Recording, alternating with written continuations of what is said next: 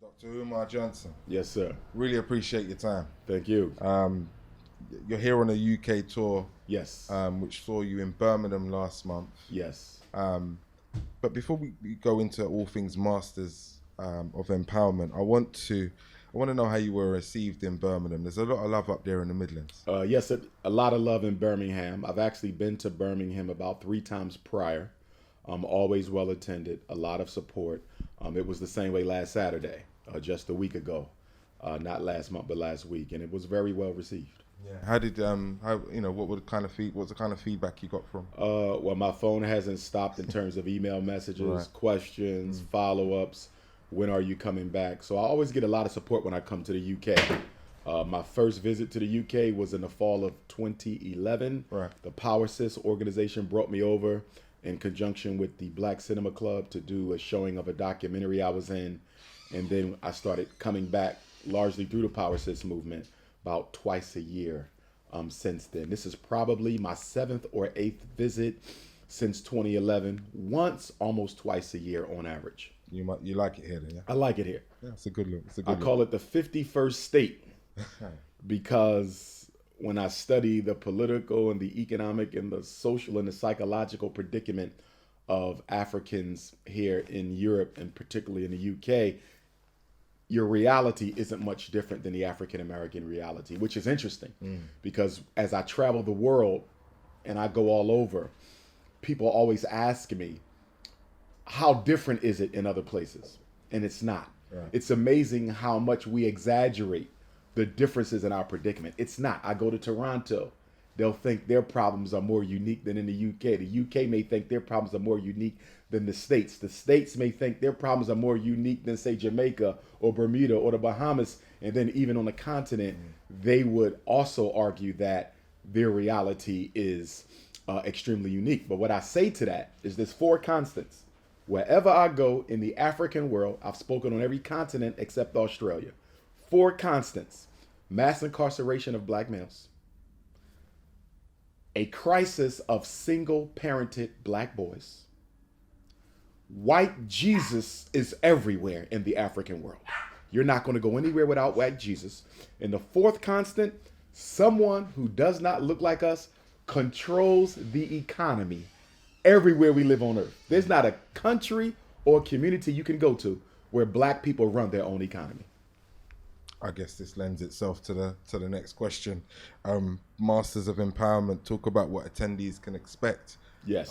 From when you take the stage tomorrow. Yes, indeed. Tomorrow night, Saturday, November the 3rd, the master teacher, Elder Baba Mutabaruka, the stepping razor himself, and Dr. Umar Johnson link it up as 2 Pan-Africanists and Garveyites once again. 6 o'clock, the doors open at the Lighthouse, and brothers and sisters can expect a powerful message. Whenever I speak, I try to educate, motivate, and invigorate.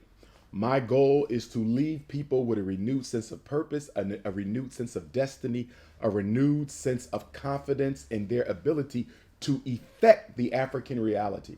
Because psychologically, one of the things I see happening globally, and it's very dangerous, Africans are beginning to lose hope in our ability to change our circumstances. And all throughout our sojourn, ever since the fall of the great empires in antiquity, we've always had confidence in our ability to affect our reality. The Haitian Revolution, the fight against slavery, the destruction of colonialism, the fight against neocolonialism, civil rights, black power. No matter how low we were, we always believed confidently in our ability to overcome those circumstances. But now, here in the 21st century, I'm beginning to see racial depression.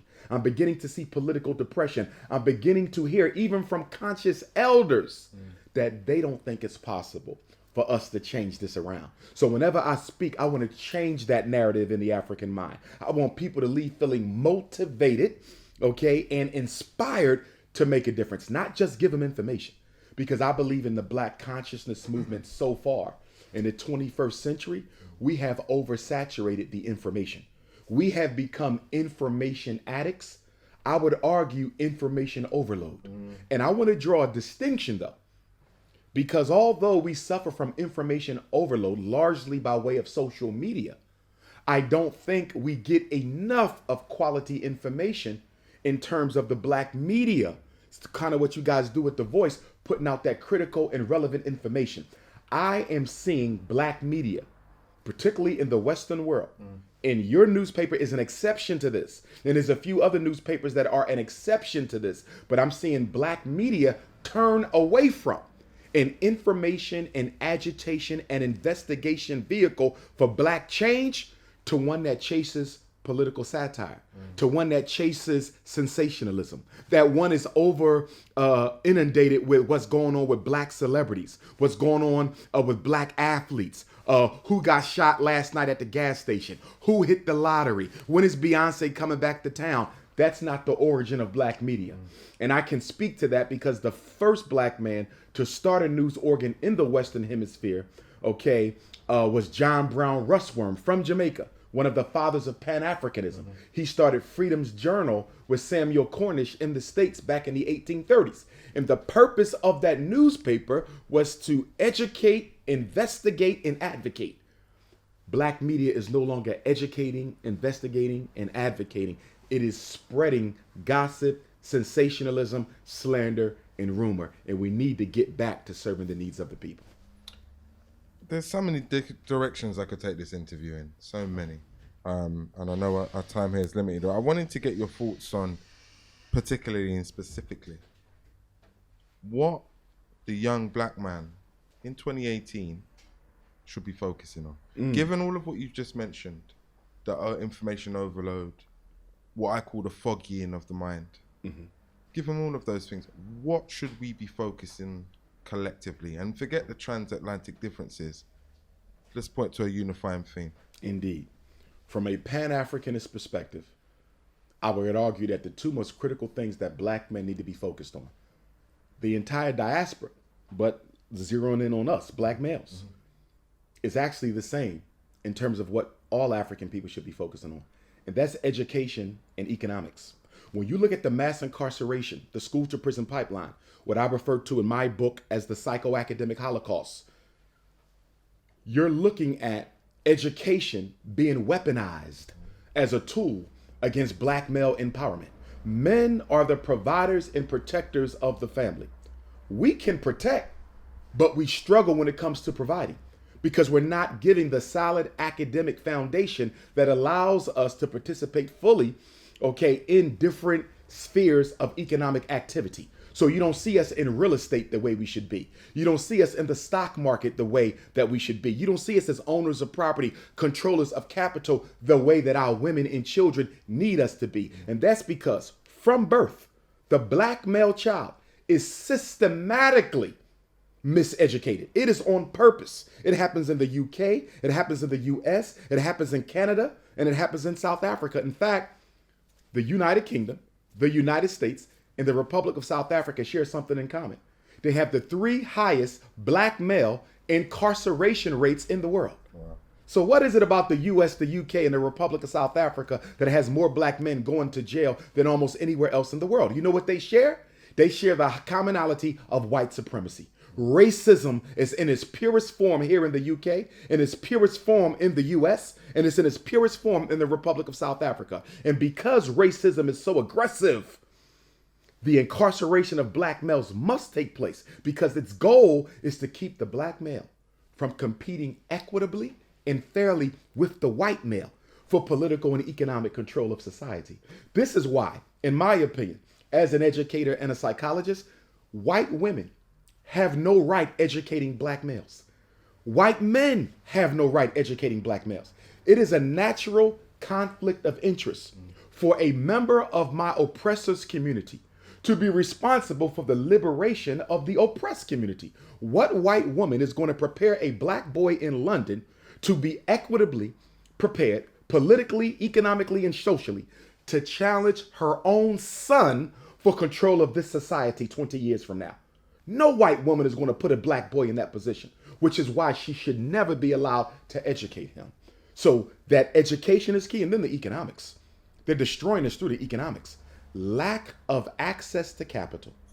Lack of access to capital is the main strategy used in the Western world, US, Canada, UK, and even in Southern Africa and other places, to keep the black male from being able to empower himself individually and collectively. What I'm saying is this: you may have the blueprints for an automobile that can outperform and outachieve Mercedes-Benz and BMW.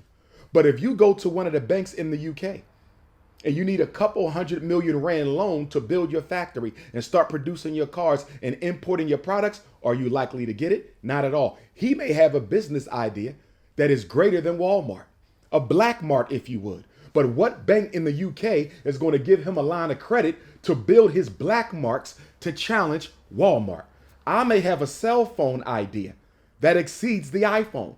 I have an idea for a phone that would put the iPhone out of business. But what bank in the United States, what bank in the UK, what bank in Canada or Johannesburg is going to give me a loan to empower my idea, which would in turn allow me to do what? Put thousands of black men to work with my idea. We don't get access to the lines of credit. Now let's look at all the other ethnic groups in the UK. Chinese are empowered. European Jews are empowered. The Arabs are empowered. Why are they empowered? They're able to access capital through their own native banks and they bring it with them, or they're able to access capital in your banks. Why? Because they suffer from the positive stereotype, if there is such a thing. And the positive stereotype says the Chinese are hardworking. The positive stereotype says the European Jew is very industrious with his dollar. The positive stereotype says the Arab has a history of economic success. And the negative stereotype, which affects us, says black people do not have the intelligence to handle large amounts of money responsibly. And because of that, they discriminate against us economically. The racism is in the banks. Remember, Dr. King was murdered 50 years ago, not because he had a dream and not because he opposed the war on Vietnam. Dr. King was murdered because he was about to embark upon a breadbasket campaign. He was going to take poor black, poor whites to the United States government, the capital of the most powerful government in the world. And they were going to live there and sleep there and eat there. And no one was going to leave until they left with a home and a job. Dr. King was proposing economic revolution, and that's why he was murdered. The next stage of the Pan-African Renaissance in the international African struggle is a struggle for economic liberation. I'm aware that you're a man with many degrees. Yes, ma'am. Yes, highly educated. Something we all laud and salute. For our viewers, though, for some of our viewers and listeners, talk about that educational background underpinning the platform that you have today, and talk about the fact that your voice is resonating further and further as more and more people identify with the things that you're bringing to life. Well, firstly, I benefit from something, and Sister Kim and I were talking about this last night on our drive, but I benefit from something that none of my predecessors had available to them, and that's social network. You see, so my travels for my generation as a Pan-Africanist and a scholar have been unprecedented. And Mr. Garvey didn't have that as an disposal. El Hajj, Malik El Shabazz, Malcolm X didn't have that. Kwame Nkrumah, Patrice Lumumba, Steve Biko, Amilcar Cabral, Thomas Sankara, Julius Nyerere, they didn't have that at their disposal. So I'm able to take advantage of the information age in the way that my forefathers of Pan-Africanism wasn't able to. Okay. With that being said, I think that I have a larger responsibility than even they had, because to whom much is given, much is required. Great power comes great responsibility. And as someone, who is requested so often around the world, I feel that I have an obligation to produce along with that, you see. And I think that with my educational attainments, that also requires me to be able to produce. And so in looking at my educational background, since I was a third grader, I had always wanted to be a psychologist since a third grader. Okay. I stayed with that. So I went to a traditional, conservative, paramilitary high school. From there, I went to Millersville University in Pennsylvania, double majored, psychology and political science, because I considered law for a minute as well. Right. Kind of wish I would have stayed with it to an extent, because I could have been far more effective as a school psychologist and a lawyer than I am as a school psychologist and a doctor of clinical psychology. I'd like to embellish on that, but go on. And so After finishing undergrad, I stayed at the same institution, became a certified school psychologist, which was very unique because in America, special education, as it is in the UK, is a very big issue for black boys. The over-identification of African children as learning disabled and ADHD is a critical issue amongst our people. That's your core expertise, right? Yes, yes. And it is part of that school to prison pipeline, you see, because it introduces them to low expectations in some substandard instruction. So then after that, worked for the School District of Philadelphia, became a child therapist, continued to practice as a school psychologist, went back and got my principal certificate and master's in educational leadership. And so now I'm working on building my own school, the Frederick Douglass and Marcus Garvey Academy, which we hope to franchise around the whole diaspora once we build the first one. You see, but I say all that to say that the education for me was a blessing in that my professional work lends itself perfectly with my political work. So for example, some people are in professions that don't necessarily affect the African struggle. But with me being a psychologist, mental health is critical when it comes to African people. And the field of psychology has also been weaponized against us. So 2 nights ago, I made it a point to visit the home of Francis Galton here in the UK. Okay. Now, he was in the 1800s, but he's the father of eugenics. This is the man who created the word eugenics, good stock, the selective extermination of Africans and the selective reproducing of Europeans. He was Charles Darwin's cousin.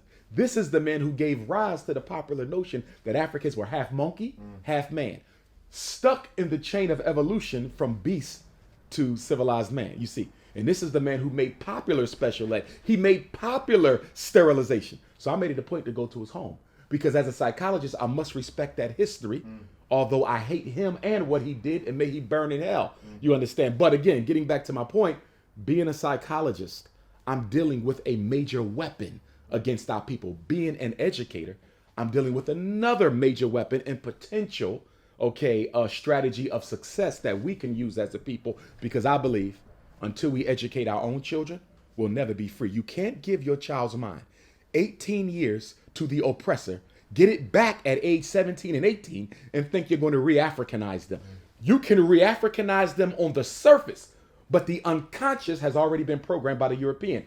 We need to understand what my ancestor Frederick Douglass said. He said it's better to raise strong children than to repair broken men. Once the African mind has been colonized by the European construct, you can never totally get it back.